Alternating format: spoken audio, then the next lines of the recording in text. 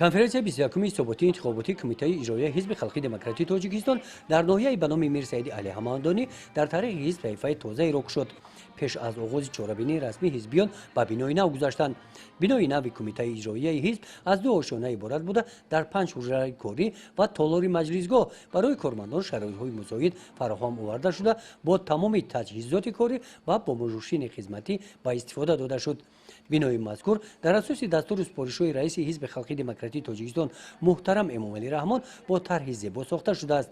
дар маросими расман мавриди истифода қарор гирифтани бино муовини раиси вилояти Хатлон ва раиси ноҳия иштирок намуданд. боиси ифтихори мо ҳизбиёни нурияи Мир Саид Али Ҳамадонӣ аст ки имрӯз як тӯҳфаи арзанда бинои кумитаи иҷроияи ҳизби халқи демократии тоҷикистон ба номи Мир Саид Али Ҳамадонӣ бо дастгирии бевоситаи аъзоёни ҳизби халқи демократии тоҷикистон ва соҳибкорони бонангу номуси ноҳия мавриди баҳрабардорӣ қарор дода шуд ва боиси зикр аст ки имрӯз тамоми шароитҳои корӣ барои кормандони масъули кумитаи иҷроия шароити мусоид ки ба таври замони муосир сохта шудааст мавриди истифода қарор дода шуд ва шароити корӣ муайё гардад ва дар ҷавоби ғамхориҳои бевоситаи раиси муаззами ҳизби халқи демократии тоҷикистон муҳтарам Эмомалӣ Раҳмон мо кормандони масъули кумитаи иҷроияи ҳизби халқи демократии тоҷикистон дар ноҳия кӯшиш мекунем ки он масъулияти бузурге ки имрӯз дар назди мо гузошта шудааст онро сарбаландона ба иҷро расонем ва тарғибу ташвиқи созандаву анамон дастуру супоришҳои роҳбари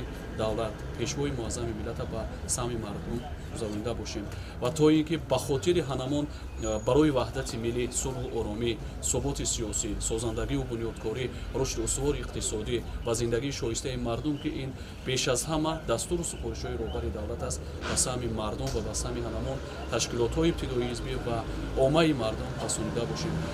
дар конференсия 21 кумитаи иҷроияи ҳизби халқи демократии тоҷикистон дар ноҳияи ба номи Мир Саиди Али Ҳамадонӣ зикр гардид. ҳизбиён таҷлили 25-солагии таъсиси ҳизби халқи демократии тоҷикистон ва омодагиҳо барои бошкӯр шаомати хоса ҷашн гирифтани 30-солагии истиқлолияти давлатии ҷумҳурии тоҷикистонро бо тӯҳфаҳои арзанда истиқбол мегиранд. кумитаи иҷроияи ҳизби халқи демократии тоҷикистон дар ноҳияи ба номи Мир Саиди Али Ҳамадонӣ соли 1998 дар ҳайати 300 нафар аъзо таъсис ёфтааст. айни замон дар 46 ташкилотҳои ибтидоии ҳизбӣ 6890 нафар аъзо ба қайд гирифта шудаанд. 1374 нафарро ҷавонони синни аз 18 то 30 сола, 2677 нафарро занону бонувон ташкил медиҳанд. дар конференсия қайд гардид ки ташкилотҳои ҳизбӣ дар кори фаҳмонидани сиёсати созанда ва бунёдкоронаи асосгузори сулҳу ваҳдати миллии пешвои миллат президенти ҷумҳурии тоҷикистон муҳтарам Эмомалӣ Раҳмон фаъолияти пурсамар доранд. дар конференсия ҳайати нави кумитаи иҷроияи ҳизби халқи демократии тоҷикистон дар ноҳияи ба номи Мир Саиди Али Ҳамадонӣ аз нав интихоб гардид. гузориши Хоҷа Назриев, Худойназар Зуҳуров аз ноҳияи ба номи Мир Саиди Али Ҳамадонӣ барои барномаи иттилооти Навид.